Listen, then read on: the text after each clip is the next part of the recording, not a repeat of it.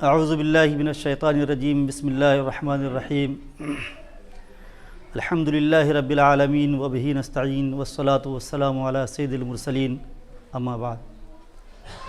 میرے محترم بزرگوں اور دوستوں، حاضرین جمعہ،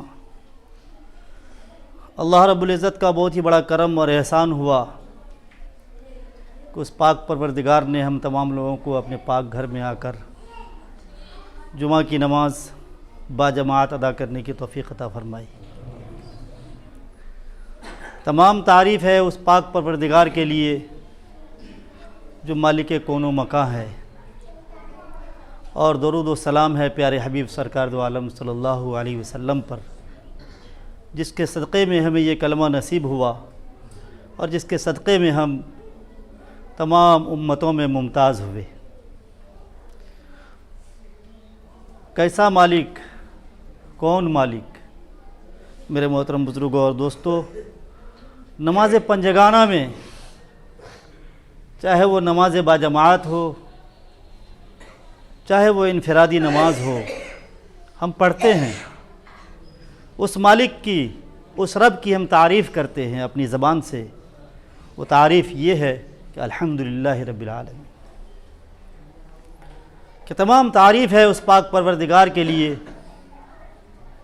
جو دونوں جہان کا پالنہار ہے۔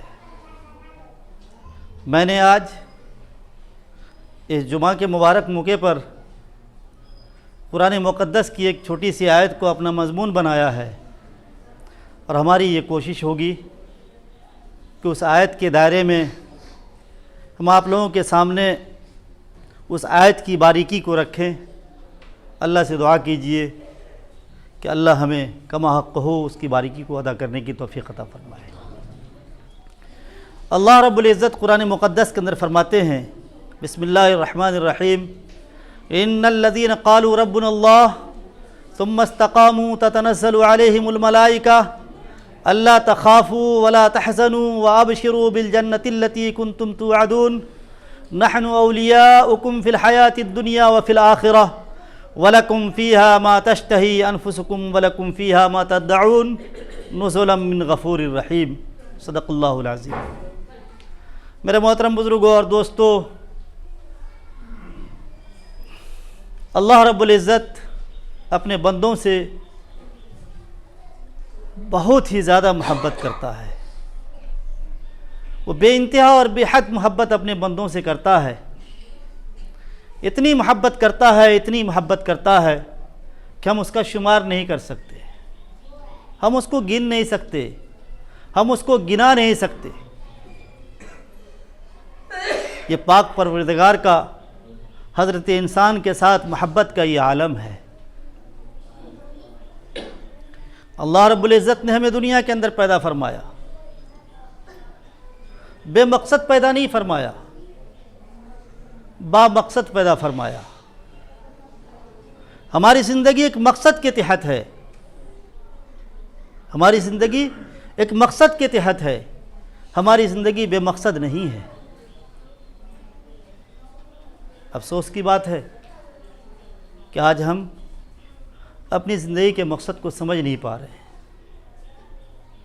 ہم اپنی زندگی کی مقصد کو سمجھ نہیں پا رہے ہیں۔ میرے محترم بزرگوں اور دوستو،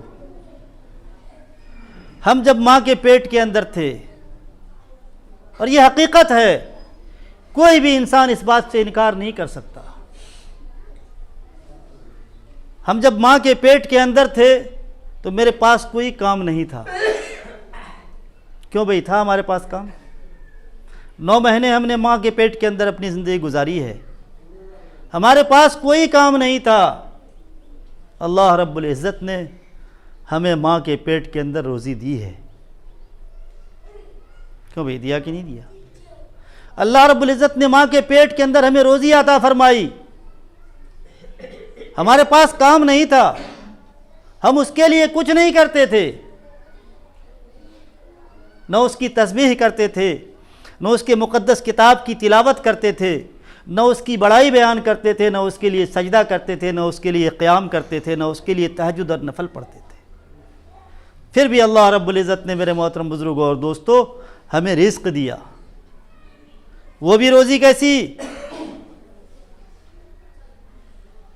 کیسا رزق جس سے ہماری پرورش ہو سکے، جس سے ہمیں طاقت مل سکے، جس سے ہماری آنکھ بنے، جس سے ہمارا کان بنے، جس سے ہمارے ہاتھ بنے، جس سے ہمارے پاؤں بنے، جس سے ہمارے دماغ بنے۔ میرے محترم بزرگوں اور دوستو، 9 مہینے کے اندر جیسی ضرورت ہمارے جسم کو محسوس ہوئی، اللہ رب العزت نے ویسا ہی رزق ہم کو عطا فرمایا ہے۔ جی، ویسا ہی رزق اللہ رب العزت نے ہم کو عطا فرمایا ہے، اور یہ اللہ کی خاص رحمت ہے، اور یہ اللہ کی خاص رحمت ہے۔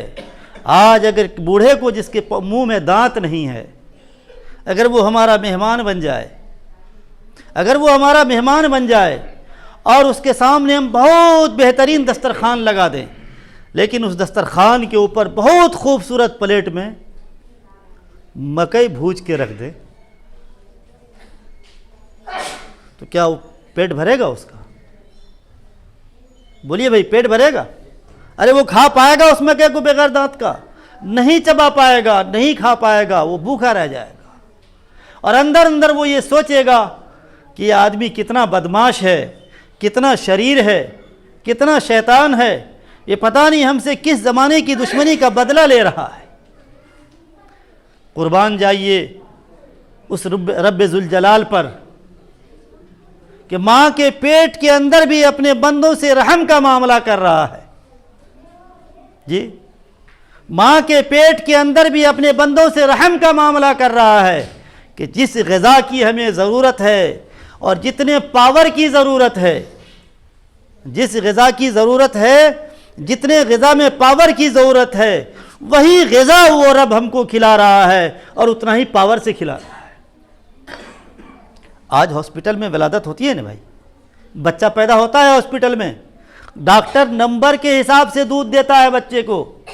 جو بچہ ابھی پیدا ہوا اس کے لیے الگ دودھ ہے، 15 دن کے بعد الگ ہے، مہینے کے بعد، 2 مہینے کے بعد الگ دودھ ہے، پاور کے حساب سے کہ بچہ کا پاچن شکتی یا بچے کا عمر جس حساب سے بڑھتا چلا جائے گا، دودھ کا بھی پاور ڈاکٹر اسی حساب سے بڑھاتا چلا جاتا ہے۔ وہ مالک جس سے نہ ہم نے کہا نہ گزارش کی، اس کے رحم کا اور کرم کا معاملہ دیکھیے کہ ماں کے اندر، پیٹ کے اندر بھی ہمارے ساتھ رحم کا معاملہ فرما رہے ہیں۔ میرے محترم بزرگوں اور دوستو، 3 اسٹیج رحم کا ہے۔ اللہ تعالیٰ اپنے بندوں سے 3 اسٹیج میں رحم کا معاملہ فرماتا ہے۔ ایک تو ماں کے پیٹ کے اندر، دوسرا اس دنیاوی زندگی میں، اور تیسرا میرے محترم بزرگوں اور دوستو کل میدان محشر میں۔ وہاں بھی ہم سب اللہ کے رحم کا محتاج ہوں گے اور اللہ اپنے بندوں کے ساتھ رحم و کرم کا معاملہ فرمائے۔ اللہ فرماتے ہیں کہ ان الذین قالوا ربنا اللہ ثم استقاموا، کہ بے شک جس شخص نے یہ کہا کہ ہمارا رب اللہ ہے، جس شخص نے یہ کہا کہ ہمارا رب اللہ ہے، ثم استقاموا، پھر وہ اس کے اوپر جم گیا۔ کہ مفسرین لکھتے ہیں کہ اللہ کو اپنا رب ماننے کا مطلب کیا ہے؟ اللہ کو اپنا رب ماننے کا مطلب کیا ہے؟ مفسرین لکھتے ہیں خالق، مالک، رازق، روزی دینے والا، پیدا کرنے والا، موت دینے والا، شفا دینے والا، خوشی دینے والا، غم دینے والا، الغرض دنیاوی زندگی میں جتنی بھی انسانی ضرورت کی چیزیں ہیں، ان تمام چیزوں کا مالک اور ان تمام چیزوں کے لیے قادر مطلق اگر کوئی ہے تو اللہ کی ذات ہے، وہ اللہ کی ذات ہے۔ اللہ ہی کر سکتا ہے سب کچھ، اللہ کے سوا کوئی کچھ نہیں کر سکتا۔ اور اللہ کو اپنا رب ماننے کا مطلب یہ ہے اللہ کو اپنا رب ماننے کا مطلب یہ ہے ہر آن، ہر پل، زندگی کے ہر گوشے میں، زندگی کے ہر لمحے میں اللہ کے حکم کو مان کر چلے، اللہ کے حکم کو مان کر چلے۔ کیا ہے؟ آمنتو باللہ و ملائکتہ و کتبہ و رسولہ والیوم الآخر والقدر خیرہ وشرہ من اللہ تعالی والبعث بعد الموت۔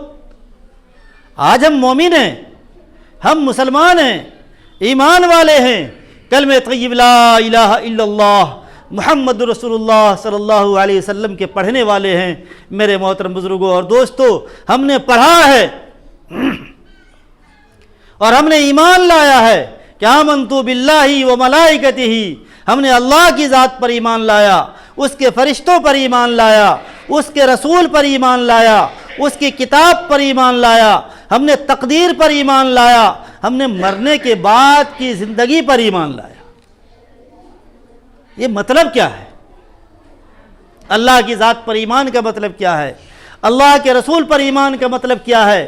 اللہ کی کتاب پر ایمان کا مطلب کیا ہے؟ اللہ کے فرشتوں پر ایمان کا مطلب کیا ہے؟